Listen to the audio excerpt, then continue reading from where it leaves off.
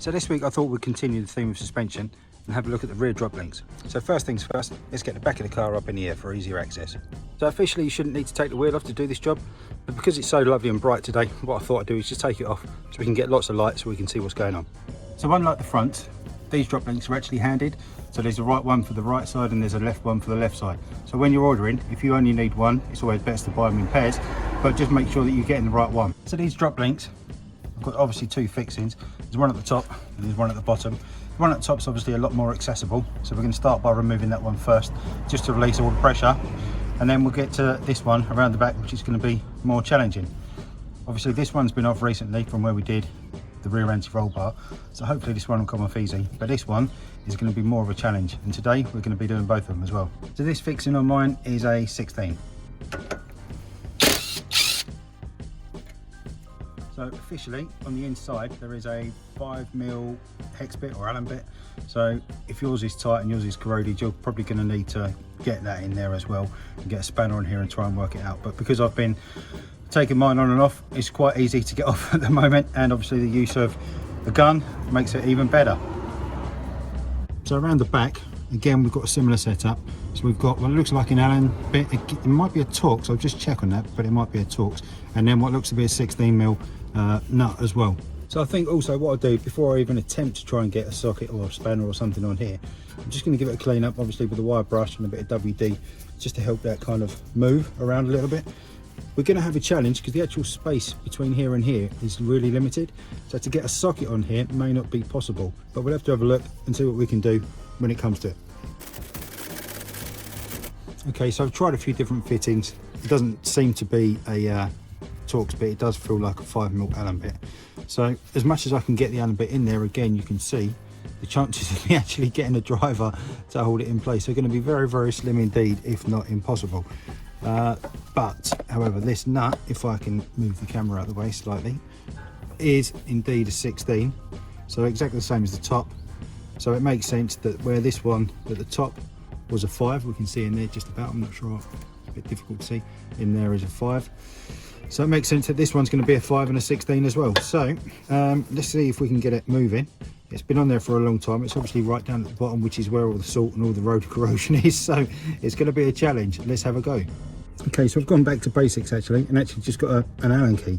So I'm going to pop that in there, and hopefully what I'm going to do is just use the car against itself. So as this turns, it's going to hit on the knuckle here, and then that should hold it in place. So just as that comes round, there we go, it's just hitting up there. If we can see that on camera or not. And then just turning this, there we go, I can see, you might be able to see as well, just all the corrosion coming out of there slowly, just as we go. So nice and easy. What I might do, just offer a little bit more WD in there. In actual fact,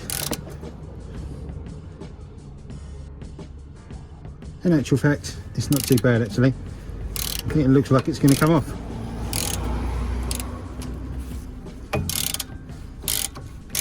Yep, it's moving nice and freely now.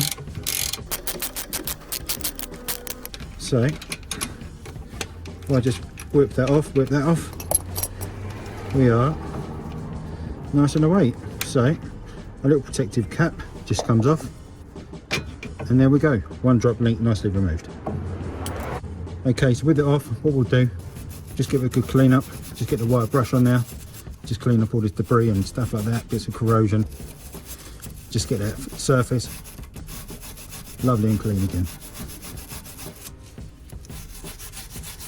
Okay, brilliant. So that's looking a whole lot cleaner now. We can see it's kind of a nice surface ready to accept the new one. I've even cleaned up the protective caps as well.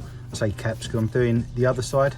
So this is the right hand side of the car. I'm doing the left hand side exactly the same time, just exactly the same steps, so no difference really. So next steps up, really realistically, just get it back together.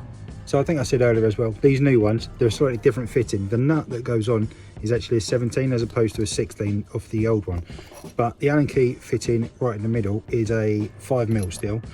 And when I bought these, I was really disappointed actually. They were described as having the spanner attachment. So basically this inner rim around here has two flat sides, so you can get a spanner on it, because quite often I'm sure many of you are aware, these Allen bits round off and you have to have a real fight to try and get them undone. So having a spanner attachment on that bit really makes a lot of difference. So that says these were described, which is why I went for them, but as they've turned up, they don't have it, so I'm really disappointed, like I say.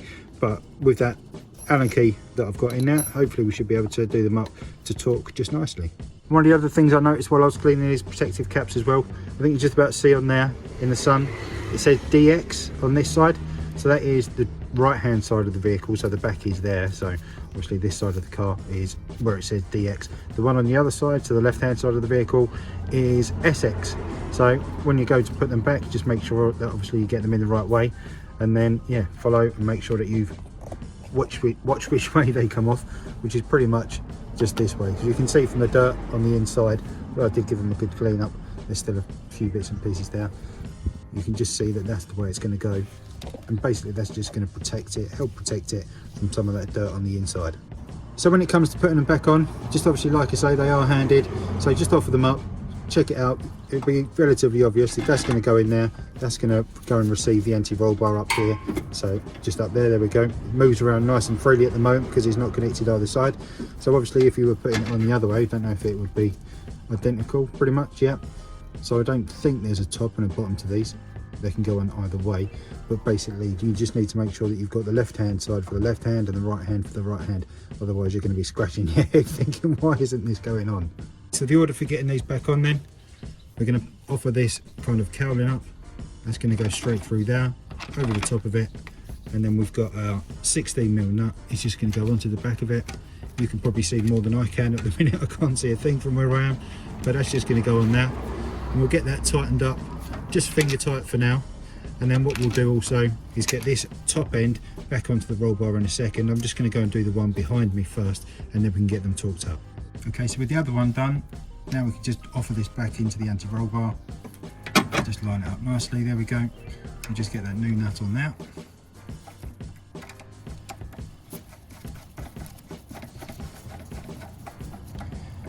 Brilliant. I'll just get the same done on the other side, and then I should be able to hopefully just use the gun to tighten this one up before we torque it up, and then obviously the one down the bottom, just down the bottom here, what I'm going to try and do is just tighten that up with the spanner first and get the Allen key in there as well, just to torque it up, or just to tighten it up rather before we torque it up. Okay, great. So with the nut on the top up here, just so you can see, same on the other side as well, what I'm going to do is just get my ratchet spanner rather, just on here, just see how much it wants to tighten up before we put the Allen key in. Just pull it in, hopefully, just making sure that obviously once the nut goes in, that this protective cover is in position nicely. You can see kind of folds in just around the back here, it kind of lines up with the bodywork or with the metalwork. So I'll just get this up tight.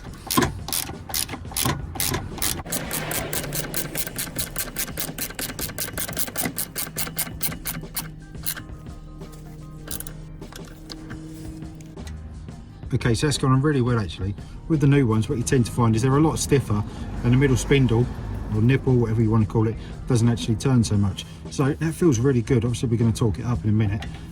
All of these points, this one, in actual fact everything to do with the anti-roll bar is about 50 to 60 Newton meters, so pretty easy. So what I'll do now is I'm just going to get the gun and just spin this one on really quick as well. Okay, and then with that done up to what feels like about the right tightness, based on having done these ones before and known roughly what 50 to 60 Newton meters feels like, what I'm going to do now is just put the torque wrench back on here and just see if we get a nice click.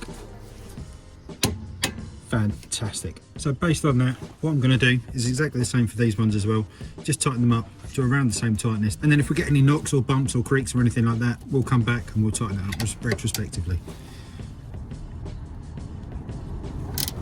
So it's actually really, really tight. This one's not spinning at all. Yeah, that's going to be great. And then while we're under here, what I'll do is just get a bit of copper grease on here, just to stop them corroding, to make it easier next time.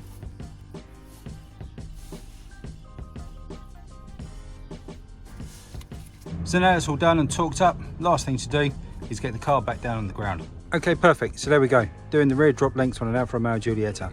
So hopefully that's been useful. If you've enjoyed it, give us a like down below. If you haven't done so already, remember to give us a subscribe coming up here now. Like I always say, the more likes and more subscribers means more videos will keep coming. So for now, thanks very much. Really appreciate you taking the time to watch the video, and I'll see you in the next one. Cheers.